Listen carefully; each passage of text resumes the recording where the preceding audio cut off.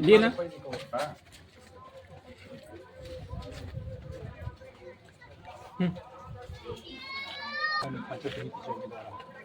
काय हस्तांतरण करणार आहे जनतेला, मतदारांना, आणि आपण आपल्याकडून काय असे विकास करण्याची आपली इच्छा आहे?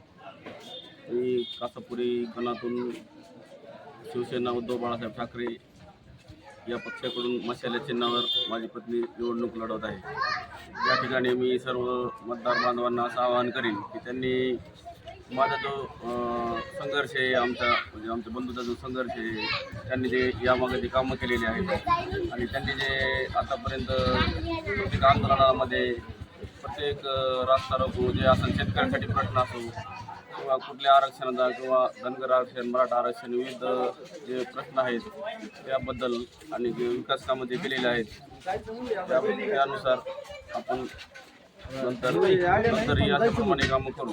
आणि आम्ही ज्या गोदावरीला पूर आला त्यावेळेस जी आमच्या बंधूंनी भरपूर प्रमाणात मदत केली होती, पूरग्रस्तांना जेवणाची व्यवस्था केली होती, पाण्याची व्यवस्था, अशी विविध कामं केलेली आहेत. आणि यापुढे पण आपण विविध कामं करणार आहोत यांच्या माध्यमातून, खासदार संजय बंडू जाधव यांच्या माध्यमातून आणि डॉक्टर राम शिंदे जे आपले आहेत जिल्हा परिषदेचे उमेदवार आणि पिंकू भाया शिंदे यांच्या माध्यमातून. निधीच्या निवडणुकीच्या रिंगामध्ये बरेच पक्षाचे नेते आपण नक्कीच विजय होणार, कारण जनता जी आहे ती ग्राउंडवर काम करणाऱ्याला नक्कीच न्याय देईन. कारण आम्ही सतत 8 वर्ष झाले आमच्या दोघांचा म्हणजे माझ्या बंधूचा संघर्ष चालू आहे. रस्त्यावर काही बी कोणाचा प्रश्न असो काही असो, अशा व्यक्तीला जर नाही न्याय द्यायचा म्हणल्यानंतर मग उपयोग नाही मग काहीच. आपल्या मतदारांना काय आवाहन करणार? मी मतदारांना असं आवाहन करेन की यामागेही आम्ही चांगल्या प्रमाणात कामं केली आहेत आणि यापुढे इथून जे अपेक्षा आहेत त्याचा भंग होऊ देणार नाहीत. आणि यापुढे तुम्ही आमच्या एकदा विश्वास ठेवा. डॉक्टर राम शिंदे जे आहेत ते पण आपल्या म्हणजे भरपूर काम करणारा व्यक्ती आहे आणि सुशिक्षित व्यक्ती पण आहे. संकुचित दृष्टिकोन नाही त्या व्यक्तीचा, त्या व्यक्तीला कशाची अपेक्षा पण नाही. आणि डॉक्टर राम शिंदे जे आहेत त्यांना असे पैसे कमवायचे हे अशा उद्देशाने ते आलेले नाहीत. त्यांना एक सामाजिक कार्य करायचे, समाजात काहीतरी करून दाखवायचे म्हणून ते या ठिकाणी आले आहेत. विरोधकांकडून असं बोललं जाते डॉक्टर राम शिंदे मुंबईला राहतात तर कधी आपल्या कासापुरी प्रश्न मानसिक प्रश्न सुट होतील. विरोधकाकडून तसं बोललं जातं, पण जे तसं बोलतात ते तरी कधीपासून रोडवर आले ते पण जास्त इलेक्शन लागले 1 महिना झाला, 1 महिन्यापूर्वी ते आता आलेले आहेत जनतेमध्ये. ते पण कुठं आले, ते पण व्यावसायिकच, प्युअर व्यावसायिकच आहेत. डॉक्टर राम शिंदे तरी त्यांनी या 6 वर्षामध्ये भरपूर कामं केली आहेत.